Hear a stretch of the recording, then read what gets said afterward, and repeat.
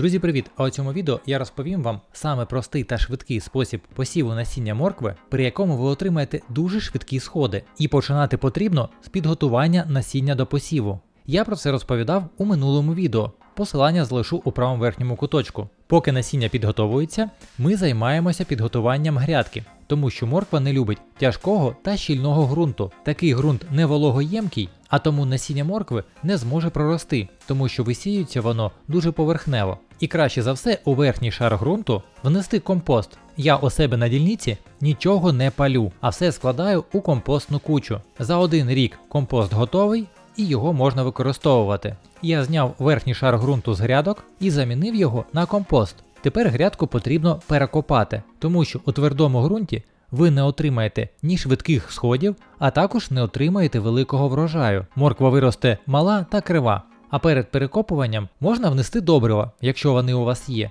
І краще за все для моркви підходять фосфорні та калійні добрива. Як ви бачите, ґрунт перекопаний з компостом дуже пухкий і не береться грудочками. А це означає, що насіння зійде дуже швидко і буде великий врожай. Це одне із головних правил посіву, а саме вірно підготований ґрунт. Потім, коли насіння підготувалося, його потрібно дістати з контейнеру, воно увібрало в себе достатньо вологи, щоб швидко прорости. Але якщо його зараз не підсушити, то його неможливо буде посіяти, воно буде налипати на руки. Викладаємо його на сухі серветки і вимокуємо усю зайву вологу. Тепер у підготованих грядках потрібно зробити бороздки. Я роблю їх не глибокі, але вони повинні бути широкі, приблизно 10 см завширшки, не менше. А це потрібно для того, щоб коли я буду проводити проріджування, в мене були широкі рядки з морквою. Це збільшить мій врожай. Потім обов'язково потрібно ці рядки пролити водою, тому що ґрунт дуже пухкий, і якщо зверху посіяти насіння і потім його полити,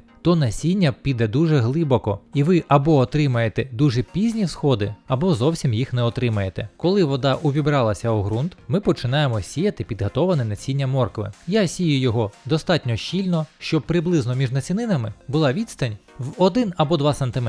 І сію по усій ширині рядка. Як ви бачите, посів вийшов достатньо щільний, але так і повинно бути, а потім, коли насіння зійде, я буду робити проріджування і залишу достатньо місця для кожної моркви, щоб вона виросла рівненька та величенька. Ну а тепер потрібно присипати це насіння тонким шаром ґрунту, не більше 1 см, тому що через товстий шар ґрунту насіння буде дуже довго проростати. І потім ще раз роблю полив, тим самим притискаю ґрунт до насіння. Коли буде добрий контакт ґрунту з насінням, воно почне швидше проростати. І головне, що потрібно зробити, це накрити грядки темною плівкою. Це, по-перше, дозволяє зберегти вологим верхній шар ґрунту, тому що це найголовніша проблема, чого насіння моркви не проростає, тому що верхній шар ґрунту швидко пересихає і насінню не вистачає вологи, щоб прорости. А чорна плівка нам допоможе цього запобігти. А також тому, що плівка чорна, вона дуже сильно притягує на себе сонячні промені. Під нею буде дуже тепло,